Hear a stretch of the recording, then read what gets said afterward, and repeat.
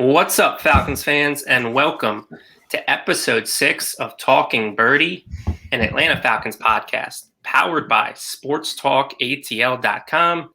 I am your host, Matt Karoly. You can find me on Twitter at Matt Karoly, Karoly spelled Karoly.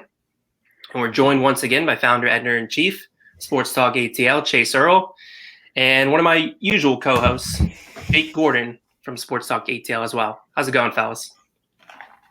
Doing great. Happy to be back. Yeah, I mean it's been a very interesting week in Atlanta sports with Julio Jones rumors. You got Marcelo Zuna, all that stuff coming out, but at least the Hawks are winning, so we got one thing going for us. But it's been definitely a weird week.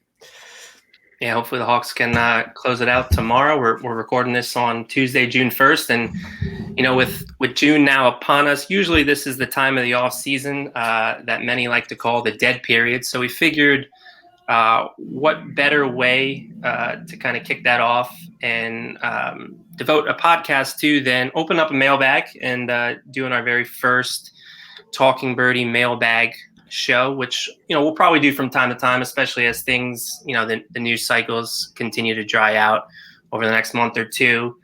But before we do that, since Jake's making his return after a week off, I figured we'd give him an opportunity to kind of comment on the Julio Jones saga that Chase, myself, and Alex kind of dived headfirst into last week. So Chase, kind of give it to us from your vantage point. How do you see this playing out? What are your thoughts on it? And ultimately, who do you think pulls the trigger on a Julio Jones trade? Yeah, I mean, at the very beginning, I was really upset, but, it's one of those things. If he wants out, he wants out. They should do their best to do right by him, but since I've said from the beginning, they should do right by him, but not at their own expense. The offer has to be right. Reports are they're searching for a first-round pick and a player. That's what came out today, but we'll get to that. And I think that's more than fair. He hasn't played a snap of that extension. It's still going to cost the Falcons a lot of money to have him not play on the team. And if you're giving up a player that's that good, I think you got to get fair compensation. And I think Terry Fontenot is going to do that.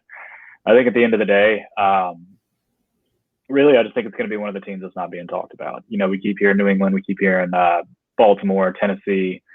I think it's going to be somebody random. I can't tell you who it is. It's going to be like when J.J. Watt signed with the Cardinals. Everybody's going to be like, what? I don't know who it's going to be.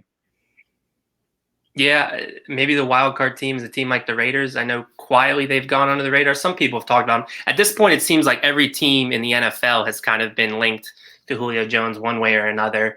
And, I mean, it makes perfect sense. When healthy, he's still an elite wide receiver.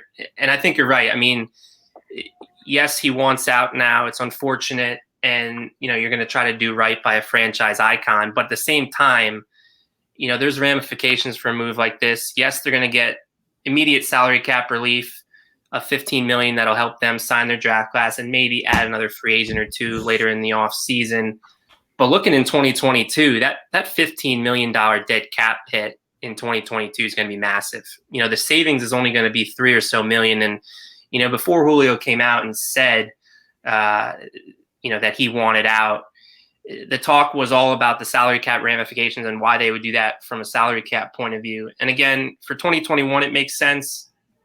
But for 2022, I mean, if you keep Julio Jones on the roster, you have him and Calvin Ridley at $30 million. Whereas if you move on from Julio Jones this year, you have Calvin Ridley just on the roster, Julio Jones playing for another team, but you still have $26 million committed to both of those guys. So that's a tough blow, and it's going to be tough, even with the salary cap expected to go up. And they came out last week and said the ceiling on the salary cap might be $208 million, which would be a $26 million bump. But that is the ceiling, and that's not necessarily what it's going to be. And despite all that, and the Falcons still have some top-heavy contracts on the books next year, it's going to be tough sledding once again to build a roster, around Matt Ryan and company, with that big dead cap hit. So, they got to make the right deal.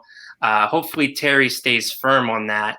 One other thing, before I let Chase kind of make some additional comments, but the report that came out from Diana Rossini, I think after we recorded last week's show, I think it came on Thursday on the Rich Eisen show. And, she said, based on her sources, the way she thinks this went down was, the Falcons started fielding calls on Julio Jones late January, early February, after and I'm adding those dates in there. That's not what she said in her report. She said, earlier in the offseason, which again, for me, I think came around that time shortly after those two guys were hired, Fontenot and Smith, in their respective jobs. They were fielding calls on Julio. That news eventually, Julio caught wind of that. And then to throw into the equation, Matt Ryan's contract was max restructured on March 16th. Well, it's been reported now that Julio requested out in March. For me, I can easily see a scenario where Falcons are taking calls on Julio, earlier in the year. They max restructure Matt's deal, thus committing an additional couple years to Matt. They didn't do that to Julio. Instead, they're shopping him on the open market. They're not committing to him. They're not restructuring his deal. From his point of view, I can see how it would lead him to possibly say, hey, all right, I'm out of here. You'll commit to Matt, but you won't commit to both of us. That doesn't make sense to me. Please trade me.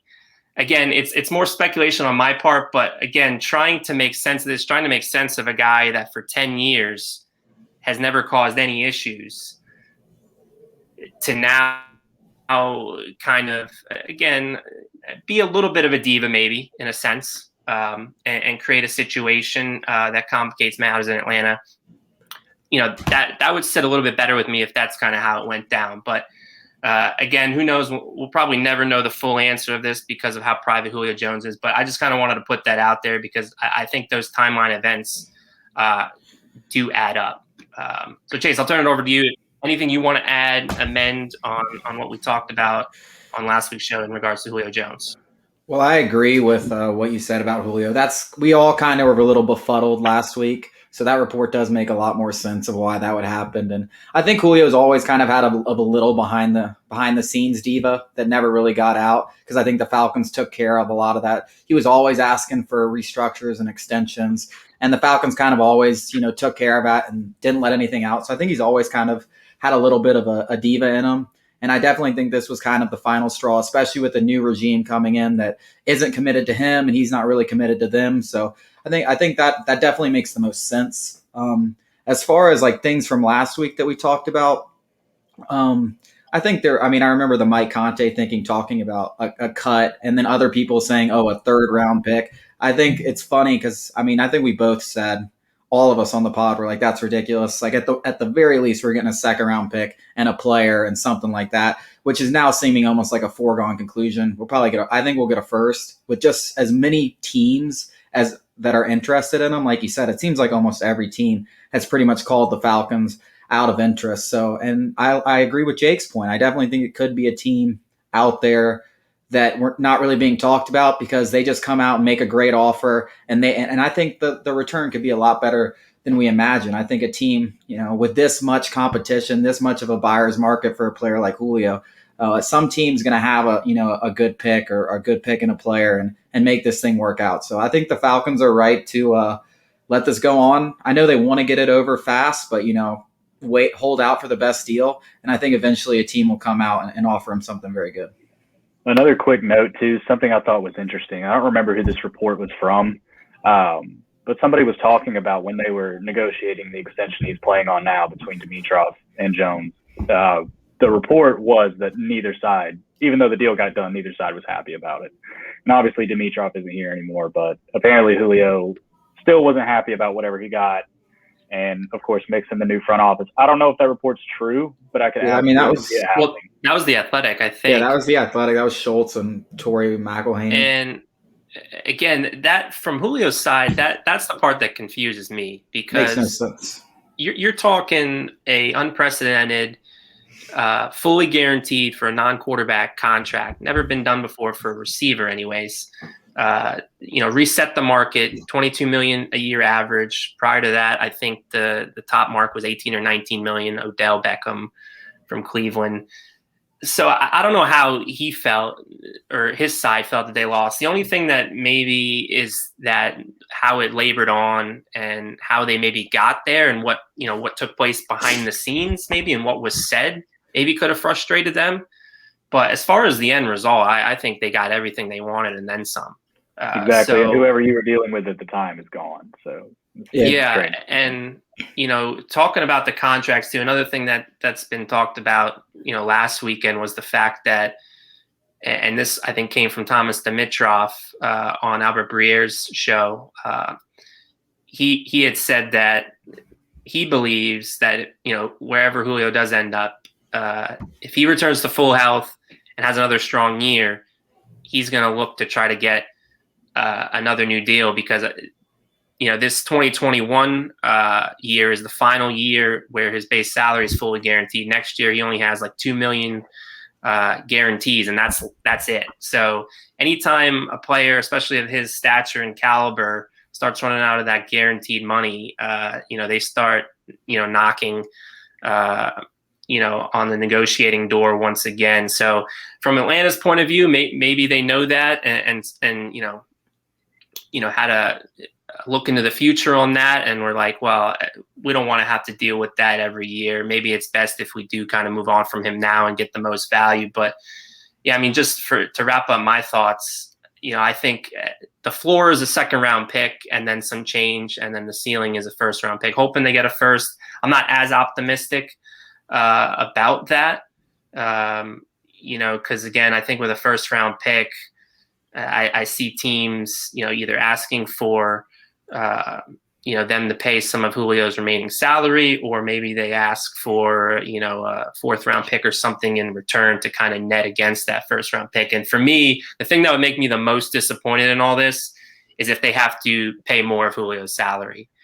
Because again, going back to what I said earlier, they're already on the hook for a big chunk of dead money. $7 million, it'll be this year, not that big of a deal. But next year's $15 million. That's an albatross on the books, and to add to that, that's a big no-no for me. So hopefully, Terry stays strong.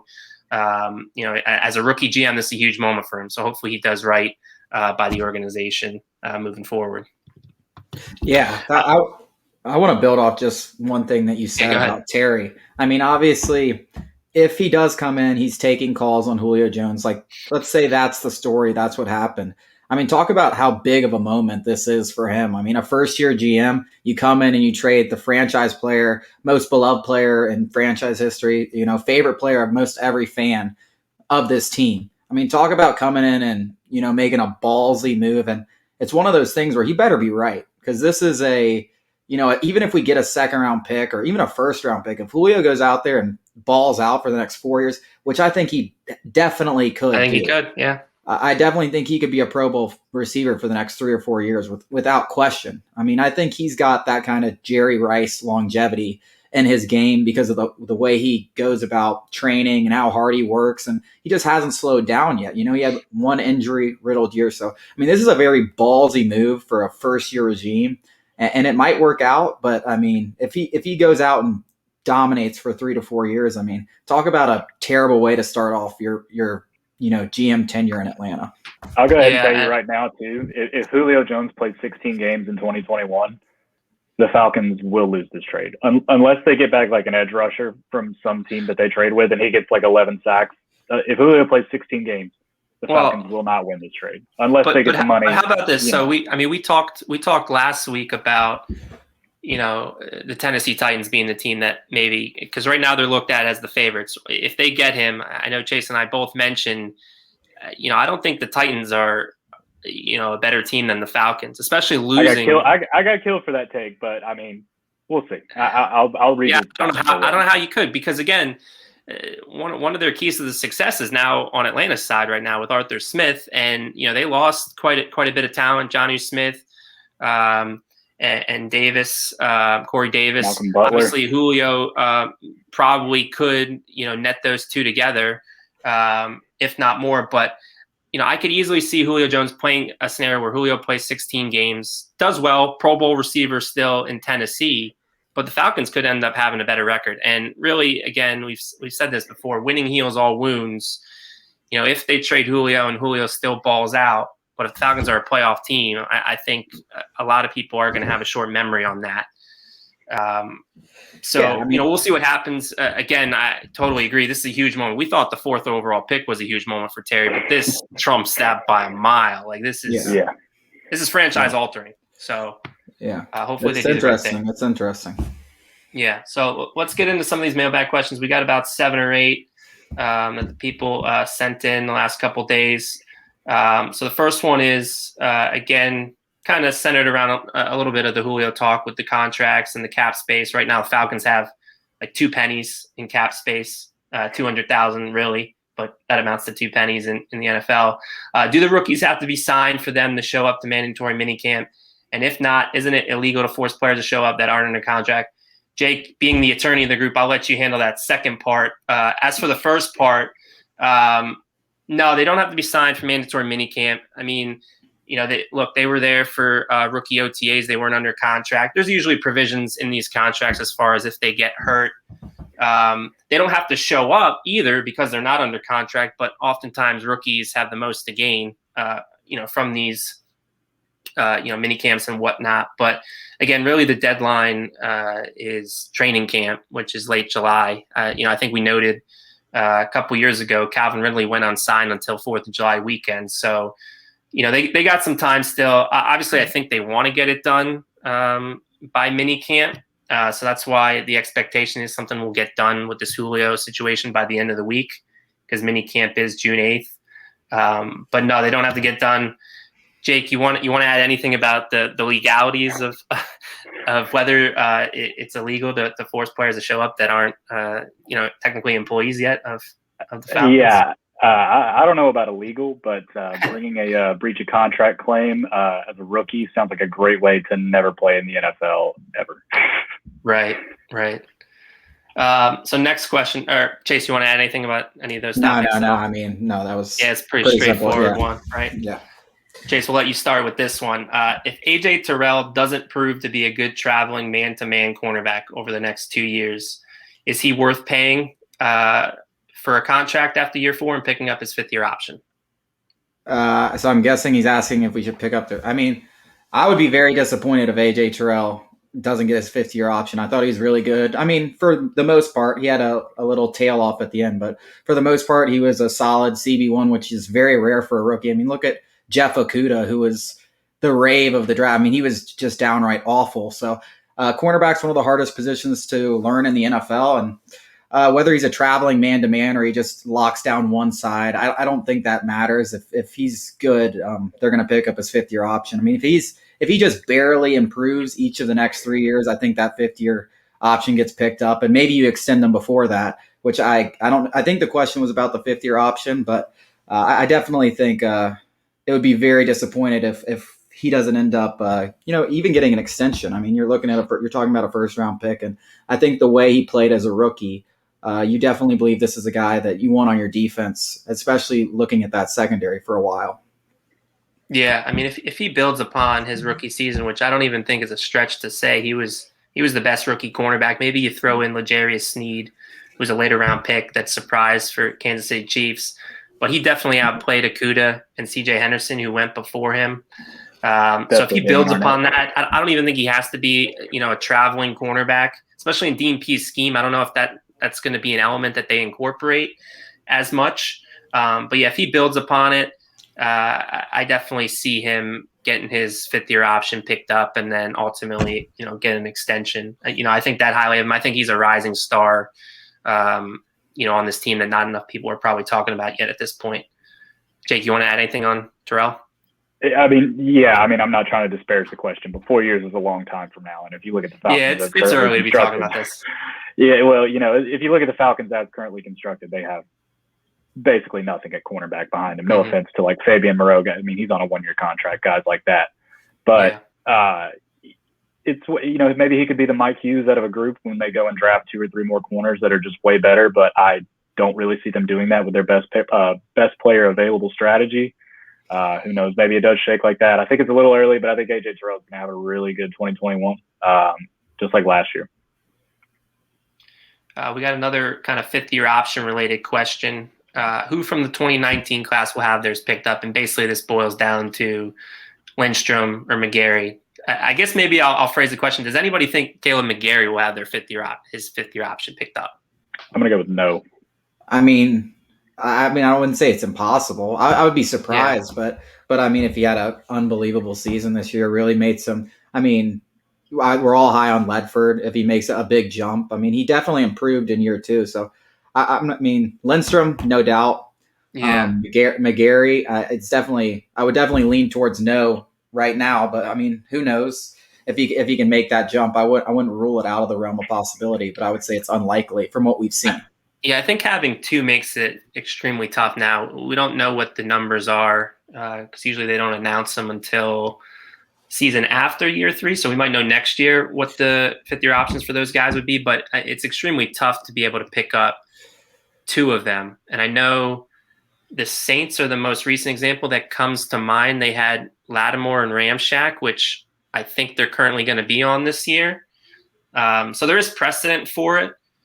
But at the same time, it's 2 different sides of the ball too for them. Whereas to invest 2 high, tags on, guys that are right next to each other on the offensive line, I find it hard to believe. I think they're going to have another plan. Lindstrom again, I believe, absolutely. I'm with you guys. But McGarry would surprise me a bit. But I'm here for it because that probably means that the offensive line is really coming together. Yeah. So, something to note too with 2023, that's the year that the Amazon TV deal comes into play, and the salary cap is probably going to go way, way, way, way up. I think 5th-year options are probably going to go up with that. So there's just a lot to consider with that. And then I mean, you're also thinking about life after Matt Ryan at that point too, probably. So if you got a quarterback on a rookie deal, maybe maybe that's a good point. Maybe they would be more inclined to pick up both those guys' options so that you protect your new franchise quarterback. So we'll see. I mean, again, just like the Terrell questions, it's a bit away. Although for this question, it would be after this coming season where they'd have to make that decisions after year 3. So we'll see what happens. Next question, kind of looking ahead to the 2021 season here. If you think the Bucs are the clear division winners, can the Falcons, be in competition for a wild card, or is the NFC too strong? Jake, start with you on this one. I don't think the Bucs are the clear division winners. They got hot at the right time last year, and they were a good team throughout the year. I mean, they beat the Falcons mercilessly, but let's not forget Taylor Heineke almost knocked these guys out in the first round. I mean, almost might be a little bit of a stretch. That was a 1-score game, and they got hot at the right time. Tom Brady was Tom Brady in the playoffs, but I'm not ready to crown the Bucs NFC South champions. I do think they're the favorite. I think the Saints are going to take a step back. Jameis might have a good year. I don't know if they're actually going to play Taysom Hill at quarterback. If they do, that's great for them, I guess. I think Carolina is going to be decent. I think the South is going to be pretty tough. But I think there's definitely room for the Falcons to get into the wild card. You look at the NFC East, the Giants, they look to be a team that's improved a little bit. Washington football team, they're solid. The Eagles, basement. Cowboys, they got Dak back. But with this 17-game schedule, I don't think it's out of the realm of the possibility for the Falcons to get a wild card. And I don't think it's out of the realm of possibility for them to win the division. The only problem is Matt Ryan historically has not been great in his first year under a new play caller. Maybe Arthur Smith will buck that trend. But I think the Falcons have a decent shot to win the division. I would say they have the second best chance. I mean, obviously I'm biased, but I think they have the second best chance to win the division. I think Tampa's still the favorite, but I don't think the Falcons, 10-7 or 9-8 getting into a wild card spot. Yeah, I guess. How does the Julio Jones situation at all amend your record prediction? Because you had 10-7, I had 11-6. Jason, I want to get kind of what your thoughts might be. But how does not having Julio, what does that mean in the wins and loss column? Because for me, I think it's maybe a win. I don't know if it's anything more than that. Well, I'm glad you asked because I just wrote some articles about some guys I want to see the Falcons pick up if they do free up $15 million. Justin Houston's still out there. He had 8 sacks last year. Melvin Ingram's still out there. When he's healthy, he's a force. You can take a chance on a guy like a Malik Hooker, Kenny Vaccaro. If you can build the defense with the money you save from the Julio Jones picks, I think you really soften that blow, especially if you get a good player in return. For example, maybe Harold Landry comes back to Dean Pease and gets, 7, 8, 9 sacks again. So I don't know. I guess it really just depends on what they do with the money, if they get any money cleared up. But if they build up their defense, I think it's a lateral move at worst. Right. Yeah. Go ahead, Chase. What do you think record-wise without Julio probably?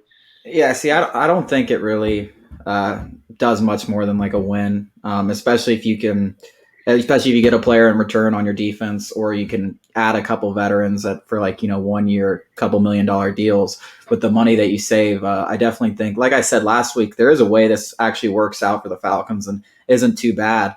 I mean, it sucks, but I don't think it's much more than a win, maybe two. I think most of the errors were coaching decisions and lack of defense. Of those things aren't going to be fixed by Julio Jones. But if Arthur Smith comes in and we're not making those stupid decisions, that's where I think the wins are going to come from this year. Not necessarily having Julio on the field or not, because he wasn't on the field for a lot of the season last year. Yeah, exactly. I mean, the way I put it on Twitter. And again, Jake mentioned as far as I think how quickly they hit the ground running on offense is huge. I mean, I think that's what's going to make or break this season. And, the part of me that's optimistic about them doing so and indeed bucking that trend under Smith is just the fact that, his offense is as similar a transition as Matt Ryan can get moving from a new coaching staff. And I think it was Albert Breer in one of his columns noted that, when Arthur Smith would teach his offense to the Titans, they would use Falcons cut-ups from that 2016 season. So the fact that, they're using cut-ups of an offense Matt Ryan had been in to teach it probably to the Falcons and, maybe tinker things a little bit here and there. I think the transition can be seamless. And again, if that is the case, with Julio, I look at them as like a 30-point per game offense. Without Julio, I think it drops to maybe 27 points. And 27 points a game last year, the Falcons were 24.9 under Dirk Cutter, most of which was without Julio. I don't think it's a stretch to say this is a 27-point per game unit with Matt, Calvin, and Kyle Pitts, leading the charge. So with that, 27 should be able to get you 10 wins, in my opinion. So for me, I would drop it from 11 to 10. And I think 10 and 7 is good enough to probably get the 6th seed. I do think the Bucs are the favorites. Again, I also wouldn't be shocked if the Bucs, had a Super Bowl hangover, because everything kind of went perfect for them towards the end of the season. And it's gone perfect in the off season, but usually you don't win the Super Bowl in the off season. So despite bringing everyone back, again, I have a hard time seeing them repeat, even though Tom Brady is the GOAT and he's done it before. I just think eventually his luck's going to run out. And for me, while I'd probably say that they win the division, maybe at 11-6. I don't think they're repeating. And again, I do think 10 and 7 is good enough to get you in the postseason. So we'll see. This next question's kind of connected, similar. Want to get your thoughts because I'm not this bullish on it. But do you think we can have a 2016 type run again in 2021? Chase, I'll let you start. No. I really wish I could say yes, but yeah, that's a little wishful thinking. I guess we'd have to get hot at the right time at the end of the season, and Dean Pease would really have to have this defense playing very, very well at the end of the season. Maybe he can get those guys playing up to par, having rookies play like Pro Bowlers, almost like we did last. That's kind of what happened in 2016. You had guys like Deion Jones and Keanu Neal really step up as rookies later in the season. So even though we were giving up 28 or whatever, we had a ridiculous amount of points per game that season. We didn't have a great defense all year, but at the end of the year, we had a pretty good unit, and the offense was just fantastic. So it'd have to be something like that. But I think if you're talking about losing Julio, new offense. Defense really doesn't look like it has a lot of talent on there, even if the rookies play amazing by the end of the year. You're talking about a lot of ingredients that would have to go right. And the way the Falcons have gone the last 3 years, it seems like everything's gone wrong. All those ifs, ands, and buts. So you're talking about a lot of things that have to go right. So I'm going to say no. I do think, you could get 9 wins going back to that wild card question, but having a run like 2016, you don't have many runs like that, which is why I was so disappointed the Falcons couldn't capitalize. Jake, what are your thoughts? let's all take a moment to learn from our last lesson from when a lot of us, I won't name any names, well, but no, I'm joking. A lot of us ran Steve Sarkisian out of town because he wasn't Kyle Shanahan. And you see what Sarkisian's done pretty well for himself, at least in the college ranks. And that was a bit premature. So temper expectations a little bit. Maybe Arthur Smith wins 9 games this year, 8 games this year, but the Falcons missed the playoffs. There's no reason to throw your hands up and say, well, this one sucks. We got to go find another one that can do what Kyle Shanahan did in 2016. You gotta have a little bit of patience with it. Hey, I'd be happy to see it, but that's a one in a very long time type of season for an NFL franchise. Yeah, I mean, we're talking historically great, and that's got to be put in this perspective. It only comes around every so often. I'd be more inclined to lean yes if Julio was in the fold, but it doesn't seem like that's going to happen, which is unfortunate. Again, I think the goal for 2021 is to really, start something special. The goal is to get in the playoffs just to show that, hey, coaching had a lot to do with the team's struggles the last couple of years. This team does have talent, but they're a couple of pieces away. And again, that's not to say then in 2022's offseason, Terry Fano needs to go all in, kind of like, the Mitroff did early in his tenure. No, continue to slow build this, be methodical, be patient. But again, I guess the biggest disappointment is if, this team is maybe 6-10, especially or 6-11, I guess, given the schedule. I think it's a very gettable schedule. I think, again, other than the Bucs, I'm really not too worried about the NFC South. I think the Saints are going to regress. I think Sam Darnold isn't the answer in Carolina, despite everything else that they've done. I like how they've built the roster outside of quarterback, but again, this is a quarterback league, and I think Darnold's going to hold them back. So again, really, I'd be disappointed if they don't make the playoffs, but certainly not disappointed if they don't go on a 2016 run, because again, I think that was a once in a lifetime type of experience, and as Chase put it, it's unfortunate that they couldn't finish the job in the end. But again, it's all about building something here towards the future, and then maybe hopefully in 2022 really compete and push for that ultimate prize. Now, I will interject and say, if you're talking about playoffs, 2016 playoffs, I still think that is possible because Matt Ryan was a big part of that, and he's still on the team.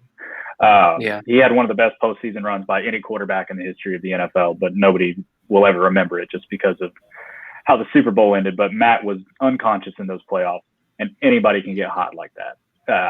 Tom Brady is Tom Brady, obviously, but nobody was really picking the Buccaneers to win the Super Bowl unless you're just a big-time, diehard Tom Brady fan. Anybody can get hot at any time. And if they make the playoffs, I don't think that that's out of bounds. But as far as going, 13-3 with the greatest passing offense in NFL history, I wouldn't say that, no. Yeah, and Matt still has those types of, maybe not MVP caliber, although who knows? There's some betting odds that have him as a sneaky MVP candidate. Because again, in this offense, I think it's going to extend his career. He can still sling it. He can still throw guys open. Again, just go back and watch some of his throws to Calvin Ridley. I mean, they were phenomenal.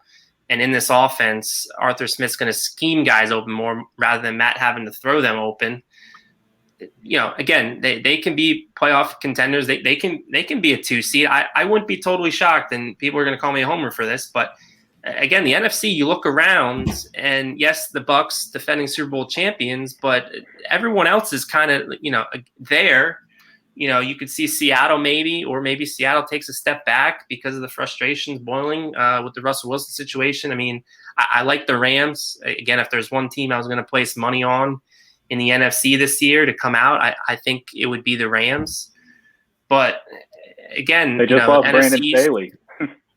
Right. They lost their defensive guru who had, the best defense. He's now, on the other side of the field with the Chargers. So again, you could be talking about the Packers losing Aaron Rodgers. I mean, exactly. I mean, this NFC landscape can look completely different this year. AFC, I think, is a little bit more settled.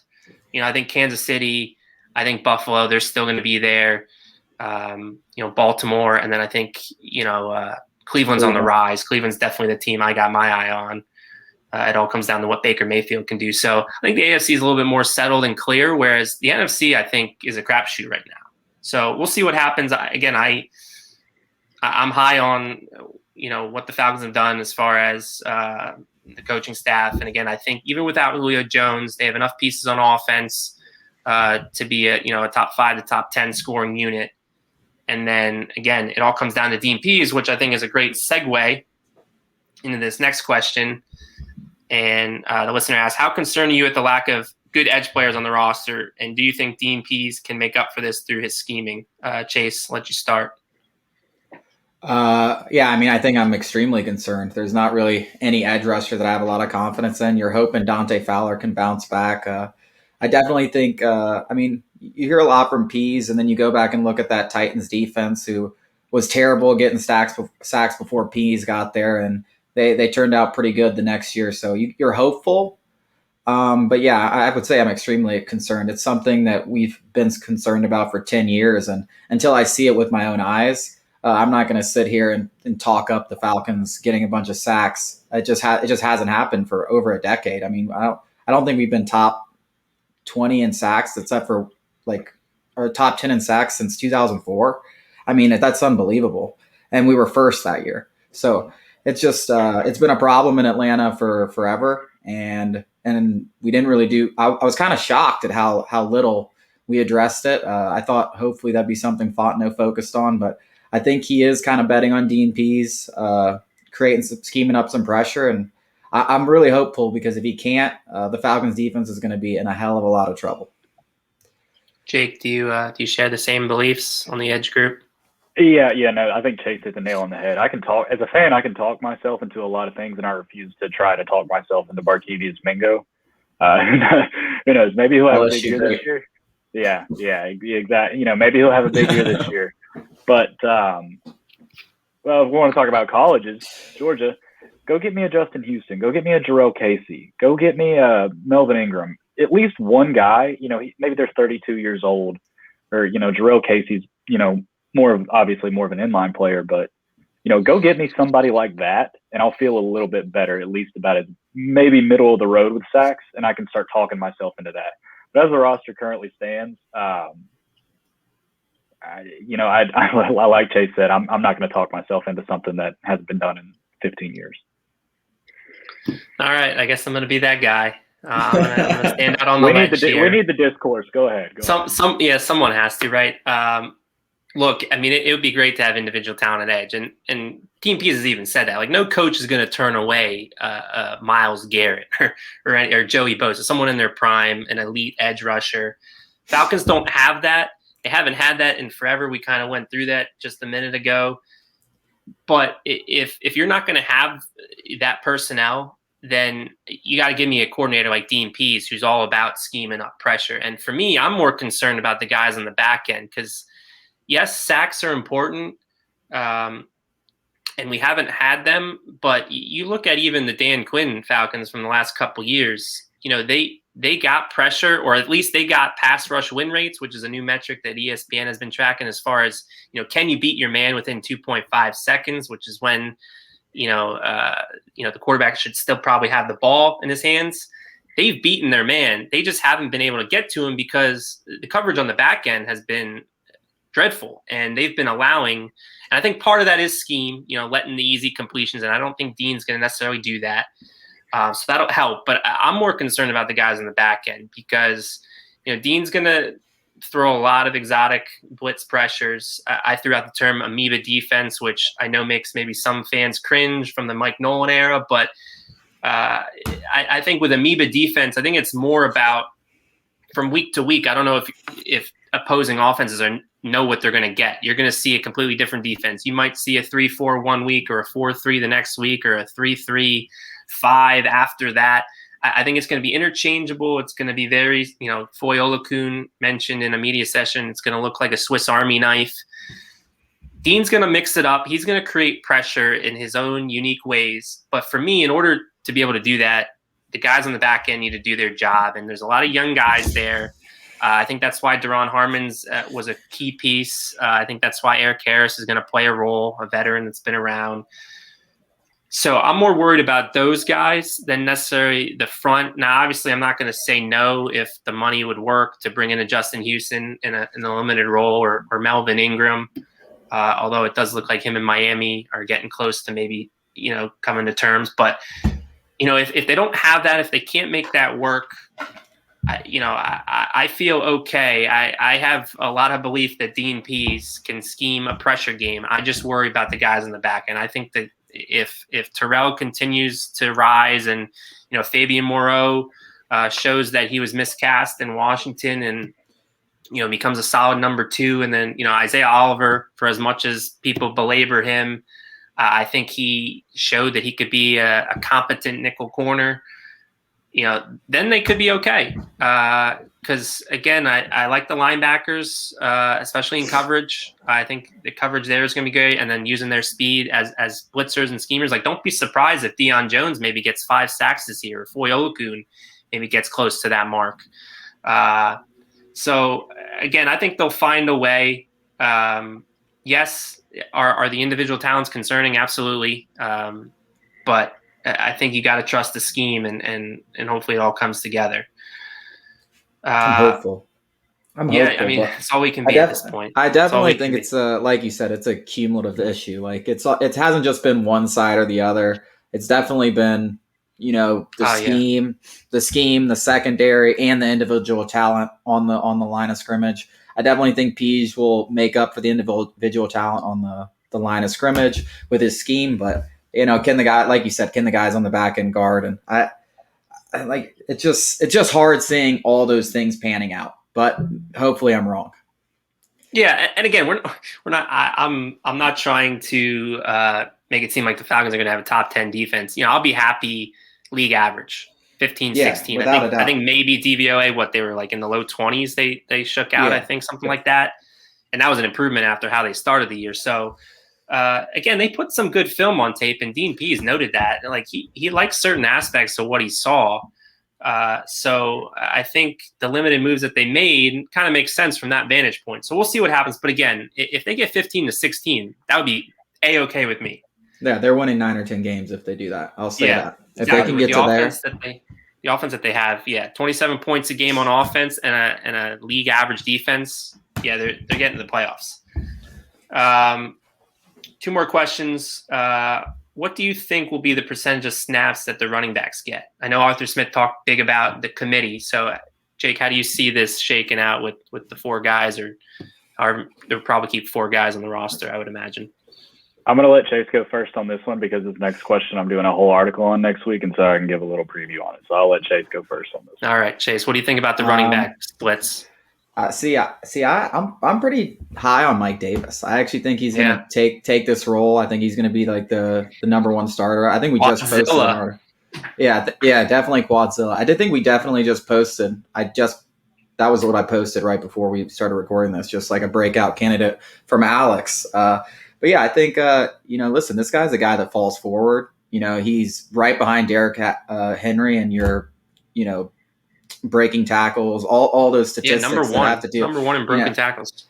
Yeah, so I mean, he can do a lot of the same things that Henry can. I mean, I don't think he's as explosive as Henry. I'm not expecting him to rip off 90-yard runs and stiff arm a guy into the oblivion. But this guy's a very capable running back, and I think you see this all the time with guys who were once backups come and finally get their opportunity, like a Mike Davis. Obviously, we saw it here in Atlanta with Michael Turner. I'm not going to go that outlandish, but I wouldn't be surprised if he does become the every down back, and you'll see a little mix it up with Javian Hawkins if he makes the team, maybe quadrilles and get some goal line work.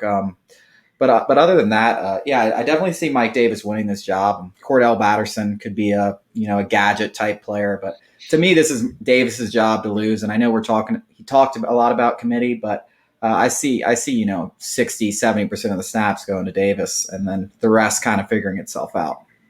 Yeah, that was going to be my next question, over under 60%, because that's kind of where I'm at with him. I think 60% Davis, and maybe he gets higher. Again, if he really takes this job and runs with it, which I think he can do, he's got limited tread on the tires. He's never really been a starter, feature back, and again, he turned 28, but 28 with low tread, I think you can get a couple years out of him. I think that's maybe the expectation. We'll obviously see what they do in 2022, but for me, I think 60%. I agree with Quadri Allison. Goal line back. In the event of a Mike Davis injury, he'd probably leap to the forefront as the bell cow. But maybe 20%, 15 to 20% for him, and then I think Cordero Patterson, while listed as a running back, he's going to be used all over the field, so there's going to be some overlap. He's not going to be strictly just a running back in my mind. So I can see him get 20, 25. And then, again, I think the great unknown is Javian Hawkins, a.k.a. PlayStation. How much, first, does he win the job? Because, again, I think he's got to, beat out a guy like Caleb Huntley as well. And if he does, then how much of a role is he going to get? I mean, because there's some, and again, it's fantasy football, but there's some in the fantasy football community I've seen, think he could potentially be the number one back in Atlanta, towards the mid to second half of the season. I don't think that would be crazy. That would be a crazy scenario. I think Mike Davis, the only way I see that happening is due to an injury, because then maybe Javian Hawkins shows that he's the better back than Quadri Allison. But I just worry about him from a pass protection standpoint and his slight build and frame. So that's kind of my viewpoint. Jake, you want to add anything, or should we get to that last question?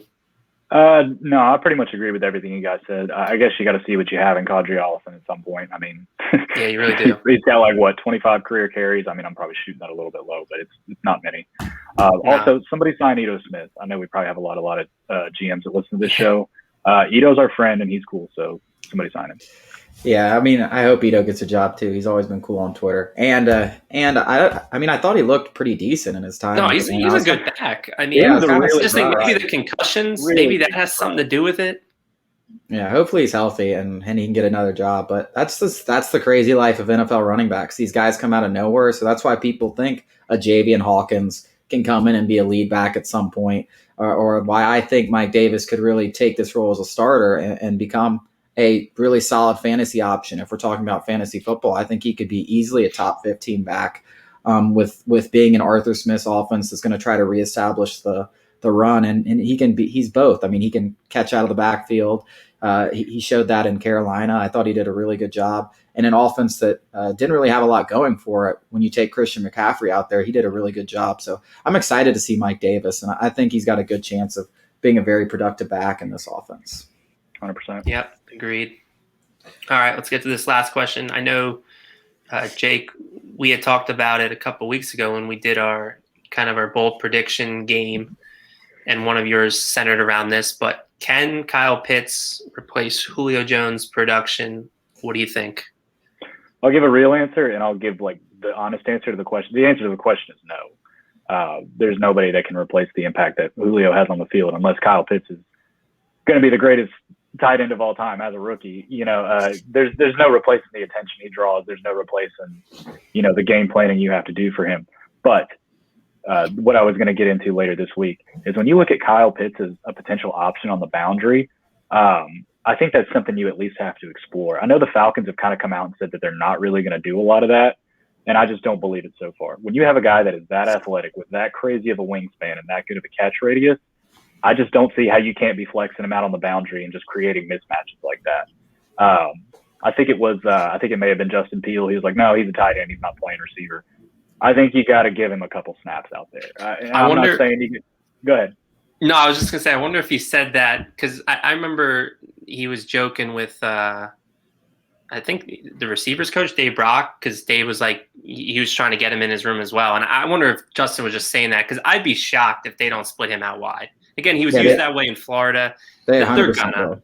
They have to. They're gonna, especially with the Julio Jones loss. And I think you got to put him in the slot too. And if you watch some of his tape at Florida, when he's out wide, and God forbid you get a nickel corner flexed out on him, it's game over. Somebody's just going to get bullied. Somebody's going to get embarrassed. Even a regular corner. That's why you put him all over the field. Unless you have it's a walking mismatch. Yeah, unless you have Jalen Ramsey or somebody that's big and physical enough out there to hang with him, it's over. You can't have some average cornerback out there on him. They're going to get eaten alive. And that's why I think – go ahead. No, sorry to cut you off, but you bring up a scenario like that, and they don't play the Rams. Maybe they'll play them in the playoffs, but that's exactly why you flex them out wide. Is if you can get a matchup like that, and Arthur Smith's all about getting matchups and creating conflict. If you can get Jalen Ramsey on Kyle Pitts, you know what that means? That means Calvin Ridley is not being guarded by Jalen Ramsey, and that gives you the matchup there. So yeah. That's how they have to use Kyle Pitts. And I think to go to the question, I think we should, again, temper expectations on the amount of production in yards, but how he's being used. And Julio was used this way at times as a decoy, especially when he was a little nicked up and banged up. It's just the mere presence of him on the field is going to be scary. And again, we're talking about a rookie this way, but you look at the athletic profile and what he can do, and then you just turn on the college tape and what he did to guys like J.C. Horn, guys like Joseph from Kentucky, who ended up going in the second round. I mean, he lit him up, and he's a second-round pick. So, again, they got to use them all over the field, especially with Julio not being there. But to answer the question, again, you're not going to replace that production per se. But again, going back a couple episodes when you had said, Jake, can he maybe break some tight end rookie records? I think it certainly is now more favorable given in an offense with huge Julio Jones target share that's vacated now. I think 800 yards is within the realm of possibilities, 800 plus yards. Calvin Ridley is going to take a step. Maybe Russell Gage, again, if healthy, he had 750 yards plus last year. Russell Gage maybe gets 1,000 yards, which would kind of be cool because, we talked about one of Matt Ryan's accomplishments being getting Harry Douglas 1,000 yards receiving season, adding, another, accomplishment and getting a guy like Russell Gage to that mark, I think would be, pretty special and speak highly of Matt. So I think that's possible as well. And again, using Kyle Pitts all over the field to create those matchups for those guys, I think it'd be foolish not to do it. Yeah, and I know this is going to kind of sound ridiculous because the whole narrative is that Julio doesn't score touchdowns. But you're also talking about a real big-time red zone target, especially with Jones not there. Yeah. Calvin Ridley, God bless him, he's one of the best route runners in the league. The guy can't jump. He's not a jump ball guy, And Russell Gage, smaller finesse receiver. I think we're going to be seeing a lot of Hayden Hurst and a lot of Kyle Pitts in the red zone. So that's definitely somewhere he could replace or exceed a lot of production. Yeah, I can already see the jokes now if Kyle Pitts has 10 touchdowns and Julio's only had 60 in his career, and Kyle Pitts probably beats him in year 4 or 5 of his career. Because I just think that's really what he's going to bring to this offense is the red zone production.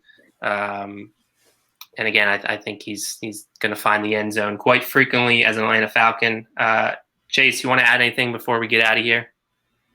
No, I mean, I agree with most of what you said. You're not going to replace his production, especially from a yards perspective. But if you can increase offensively by, 5 to 10%, which I think they can do just with Arthur Smith alone. But if you can increase, 5, 10% in the red zone where they've struggled in the last couple of years, that's really where you're going to see, maybe the points per game isn't as off as we might have thought it would have been.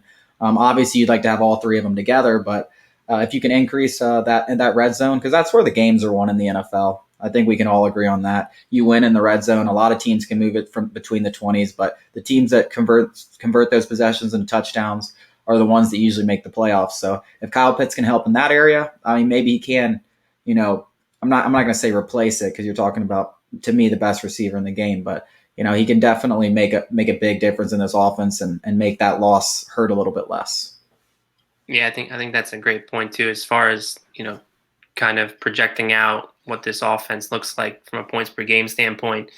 They struggle mightily in the red zone. Young Hoku was out there far too often. So just an improvement on that, I think it makes 27 points per game attainable. And maybe, again, even without Julio, maybe they can exceed that mark. So we'll see. While it is depressing, and I'm sure, we haven't heard the last of it, hopefully they get this kind of in the rearview mirror, because it kind of be unfortunate to talk about this leading up to training camp and it starts to become a distraction. But even without Julio, I think this offense can do special things thanks to Arthur Smith and thanks to some of the other guys leading the way. So before we get out of here, Jake, I know you talked about the article you're going to drop. Anything else you guys want to hype up that's coming on the site this week? Nothing crazy. Nothing crazy. Just a bunch of stuff. I guess we have the Hawks podcast probably come. Oh, we do. I mean, I don't know. I guess we haven't even really talked about this, Jake, but we will have the Braves podcast starting up either this week or next week. So that's something to look out for if you're a Braves fan. And we just started the Hawks podcast a couple weeks ago, and we're gonna have another episode once this series wraps up with the Knicks, hopefully previewing the Philadelphia series. So I guess as far as podcast goes, look out for those. Yeah, definitely check that out. You can find all those. There's a podcast drop down icon where you can find all the podcasts on sportstalkatl.com. So make sure you're checking out that. Make sure you're subscribing to the podcast, leaving comments, liking, rating the video. Probably have the YouTube stream up sometime in the coming days. So, make sure you subscribe and like that as well. Appreciate you tuning in to another episode. So for Chase Irle, Jake Gordon, I'm Matt Karoly. We're Talkin Birdy. Go Falcons.